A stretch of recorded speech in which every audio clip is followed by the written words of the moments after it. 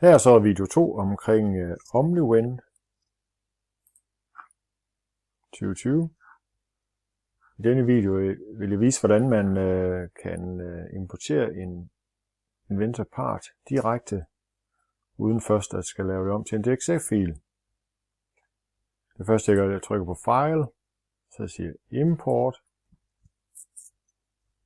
Jeg vælger BNKG, åbner den. Står den lige og loader. Så kan I se nogle hvad skal vi kalde dem, røde stiplede linjer, det er bukkelinjerne. Og det er fordi OmniWin i øjeblikket er sat op til at tage dem med. Men det kan vi lave om på. Hvis vi går ind i Profiles og under Import Profile trykker på View, går ned på den der hedder Inventor Import. Man kan selvfølgelig også, nu er det alligevel er her, så kan man også importere SolidWorks og DVG, DXF-filer. Det er det, vi lige har gjort i den foregående video, hvis man har set den. Der er nok Excel import, det kommer vi nok ikke til, men Inventor import. Så kan man se her, der står bend lines for sheet metal parts. Den er vinget af i import bend lines. Vi kan ikke markere bend lines på vores maskine, så den vinger vi bare væk med det samme, fordi så er vi fri for at bøvle med det bagefter. Ja, siger vi bare til den der. Sådan, så er de væk. Og så giver det ikke problemer. Og vi kan bare sige import direkte nu. Vi skal hverken gøre det ene eller andet, fordi den ved med det samme med det.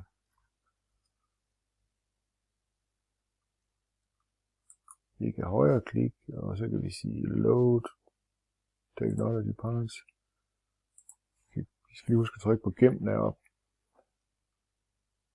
Hvis jeg så højre klikker direkte på mit emne, så kan jeg starte Autonest. Og den kalder jeg 2 mm op. Flade kulkvæld. Vi staver det rigtigt. GF1. Sådan. Og det er igen den samme program og maskinen. Det er den der. Og igen, hvis I ikke har valgt den rigtigt, så skal I huske at trykke på den, der hedder HPR 130 XD AGC. Serial. Og kan se, den har valgt det automatisk, fordi den har taget en par direkte fra Inventor. Så man skal ikke ind og rode alt muligt. Men igen, hvis man vil hellere skære med en 50 ampere, så vælger man 50 ampere. Vi bibeholder bare 30. OK. Og nu skal vi ind og vælge, hvor mange vi vil have. Altså lige nu står den på et stykke. Jeg vælger 4. Fordi det går 4 til en grill. Jeg siger OK. Og de 4 er valgt. Det var en meget hurtig måde at gøre det på. Jeg kan prøve at åbne en mere. Import. Skille væk. Åben. Og I lægger mærke til, nu ved jeg, at der er en bukkelinje her, normalt. Den har den ikke taget med, fordi det er fjernet. Jeg kunne jo gå ind og sætte den til igen, hvis jeg nu lige pludselig havde en maskine, der kunne det. Så siger jeg save. OK. Okay, så er der bukkelinje med. Hvis jeg siger, at jeg kommer til at tage den med over, så vil der være en advarsels udråbstegn, og den kan vi fjerne, bare ved at trykke ud i det, hvor vi trykker escape en gang. Trykker på den stiplede linje, som skal væk, siger delete, går op og save all, så er den væk, og vi er klar til at næste den. Hvis jeg åbner min plade der, så kan jeg trække de nye emner over.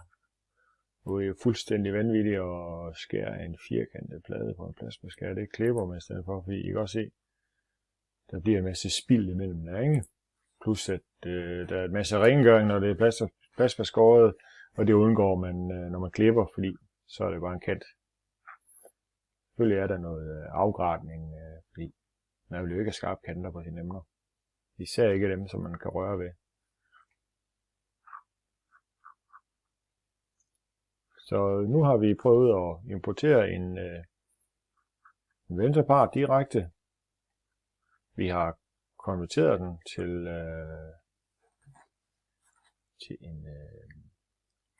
en TXT-fil. Og det skal vi lige huske at gøre, fordi vi skal igennem. Så siger vi eksport. Og jeg har min USB i og DVD-drevet skærfil og vælger jeg lige der og gemmer den.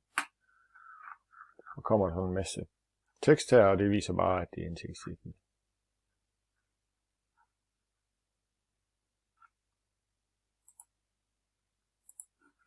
Tak for denne gang.